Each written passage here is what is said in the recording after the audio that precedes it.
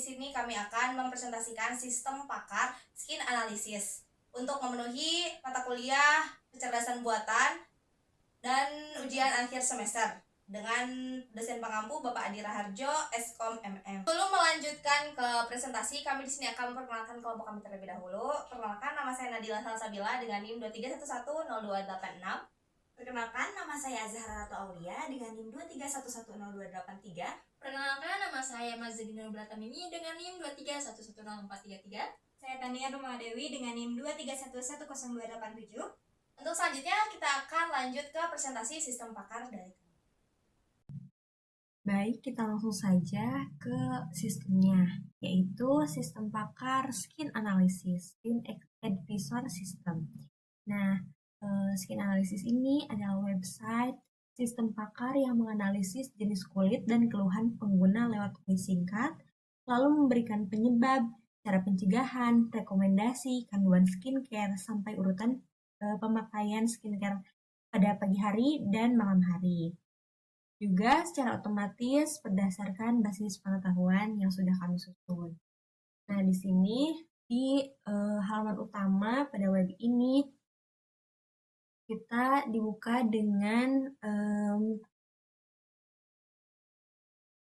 bagaimana skin analysis ini bekerja. Pertama, yaitu isi kuis singkat, lalu prosesnya, sistem mencocokkan aturan, dan mendapatkan output. Ada juga keluhan-keluhan yang bisa dianalisis di sistem ini. Untuk salah satunya, misalnya ada jerawat, komedo, pori-pori besar, dan lain-lain. Lalu di bagian utama juga ada artikel edukasi. Di sini ada 3 artikel. Pertama, ada 5 jenis kulit dan cara mengatasinya sendiri. Lalu ada kandungan dari skincare yang semua orang itu wajib mengetahuinya. Selanjutnya ada rutinitas dari urutan skincare pagi dan malam yang baik dan benar itu seperti apa. Nah, kita coba baca artikel terlebih dahulu ya. Di sini ada beberapa jenis kulit dan kita itu harus mengenali kulit kita masing-masing gitu. Seperti misalnya kulit berminyak, tandanya seperti apa. Kulit berminyak tandanya mengkilap di area tijon, pori-pori terlihat besar, lalu mudah berjerawat. Ya, dikasih pengertiannya bahwasannya kulit berminyak seperti apa, kulit kering seperti apa, kulit kombinasi seperti apa, dan lain-lain. Nah, di sini juga kami menambahkan tes sederhana di rumah pada pada kulit-kulit yang ada. Lalu ada lagi artikel misalkan kandungan skincare, karena basicnya kita misalnya belum mengetahui nih kandungan skincare apa saja sih yang cocok untuk kulit pribadi kita. Kita bisa baca artikelnya, kayak misalkan ada kandungan vitamin C. Vitamin C itu cocok untuk kulit seperti apa gitu. Terus kandungannya membantu mencerahkan misalnya dan melindungi dari radikal bebas. Ada niacinamide, ada alpha-arbutin. Nah, selanjutnya ada untuk kulitnya berjerawat dan untuk pori-pori cocoknya menggunakan skincare apa seperti itu. Di sini juga ada anti-aging. Nah, ada juga peringatan kalau misalkan perlu diperhatikan kalau misalkan retinol AHA/BHA sebaiknya tidak dipakai malam bersamaan dengan vitamin C seperti itu. Lalu ke artikel yang ketiga, urutan skincare-nya pada pagi hari dan malam hari.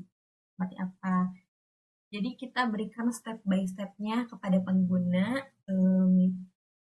skincare untuk tahu bagaimana cara merawat kulitnya. Seperti ini.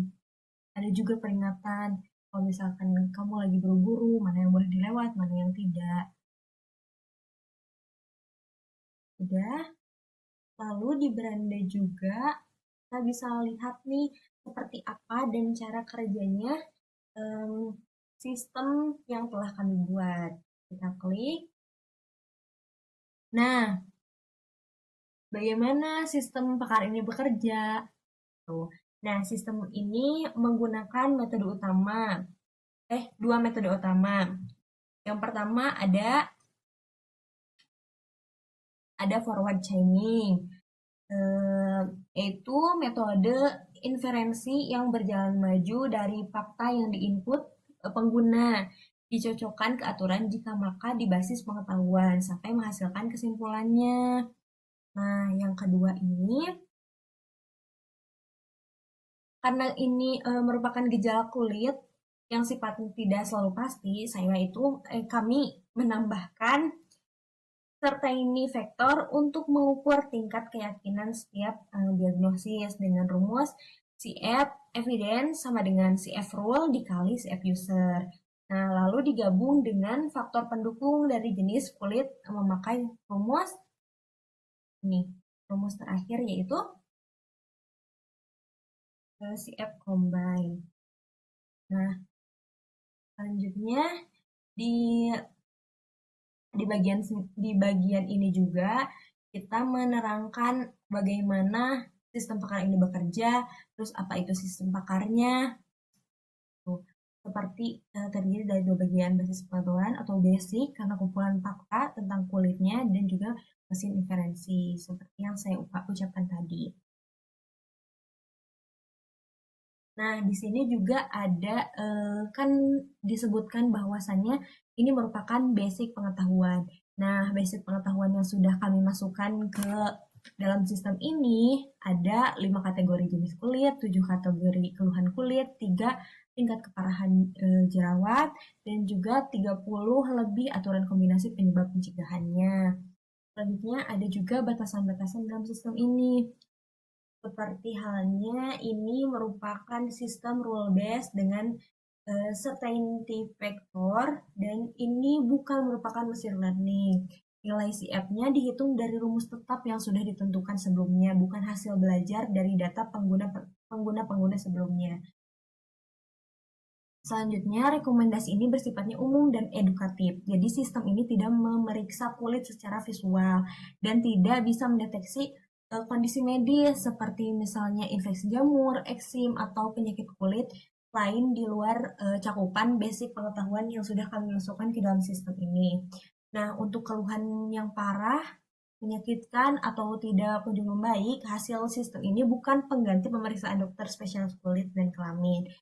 Lalu contoh produk yang ditampilkan nantinya juga itu bersifat ilustrasi berdasarkan kandungan aktif yang relevan, bukan endorsement atau komersial.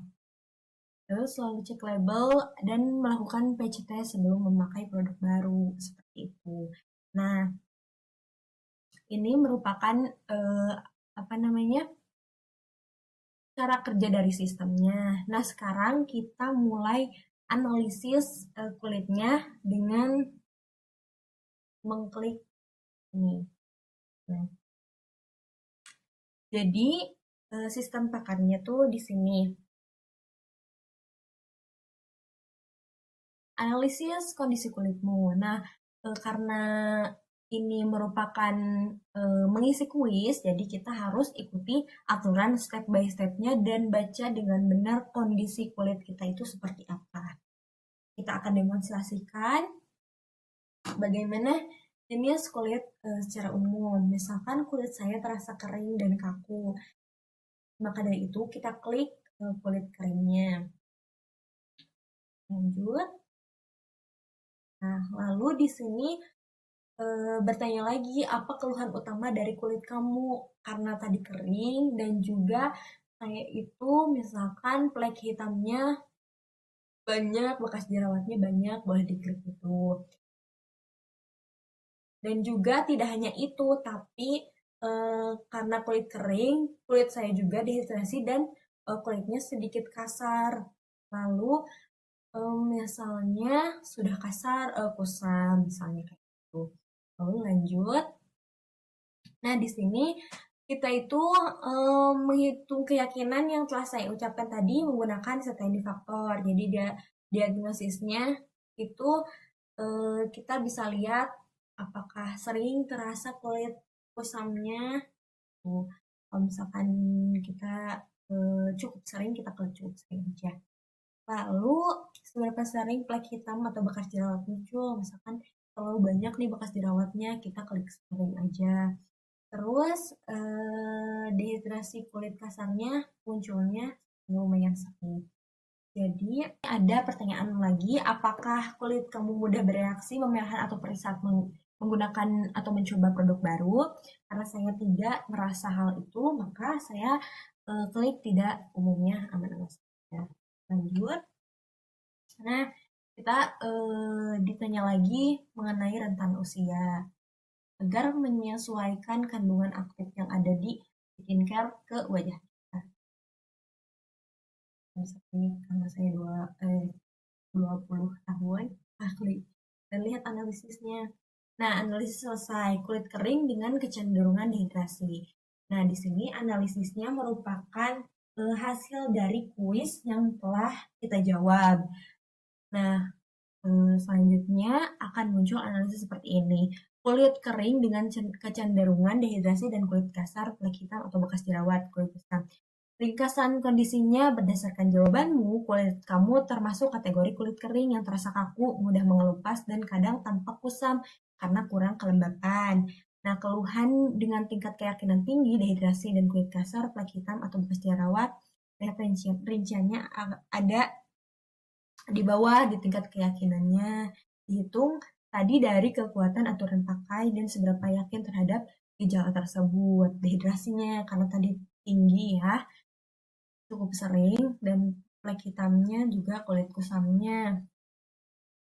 Lalu kemungkinan penyebab terjadinya kulit yang tadi keluhan kulit tersebut terjadi.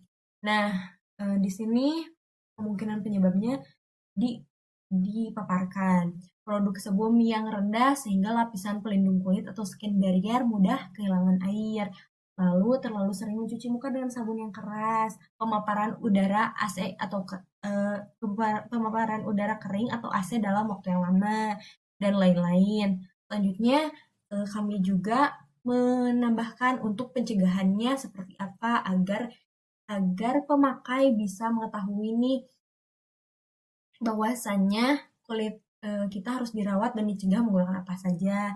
Gunakan cleanser yang lembut, hindari sabun dengan busa tinggi yang mengandung SLS.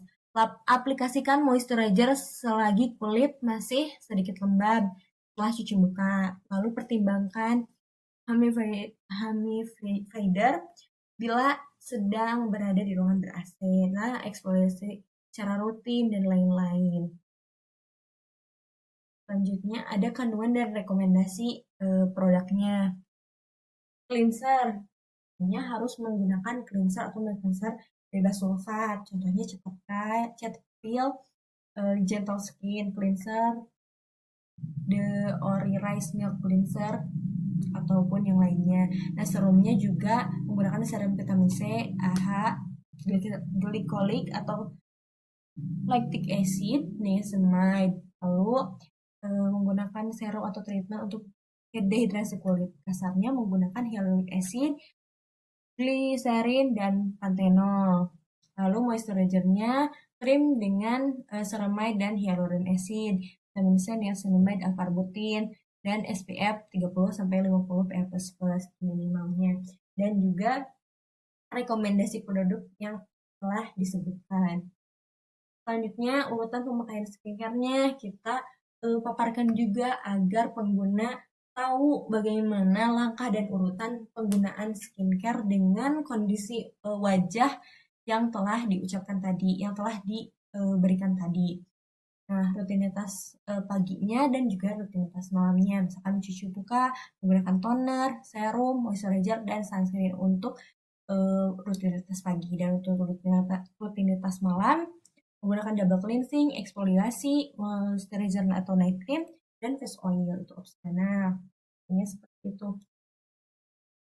Lalu, kalau misalkan ada pertanyaan, kita boleh tanyakan di sini. Tapi jikalau pertanyaannya, misalkan boleh gak digabung antara retinol dan vitamin C. Coba tanya. Sebaiknya tidak dipakai bersama di waktu yang sama karena memicu iritasi. Gunakan vitamin C di pagi hari sekaligus antioksidan sebelum sunscreen dan retinol di malam hari. Kalau misalkan ada yang lain, kenapa muka saya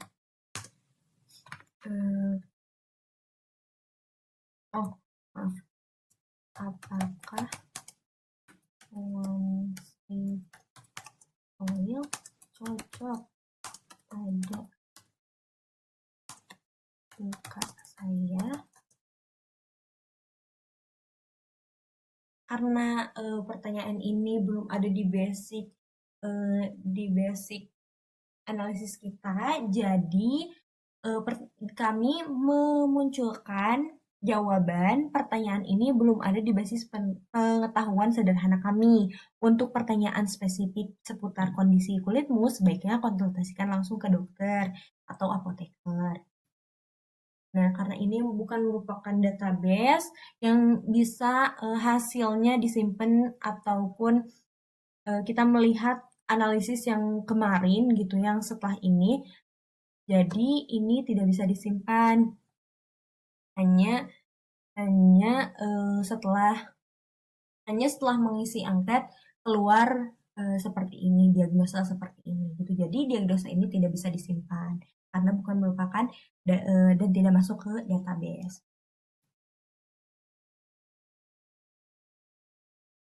Ya.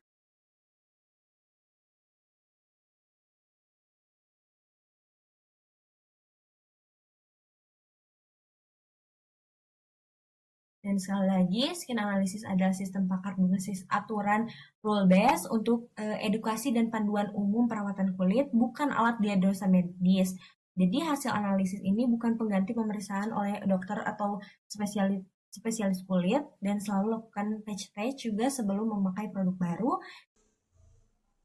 Sekian presentasi dari kelompok kami. Mohon maaf jika banyak kesalahan. Wassalamualaikum warahmatullahi wabarakatuh.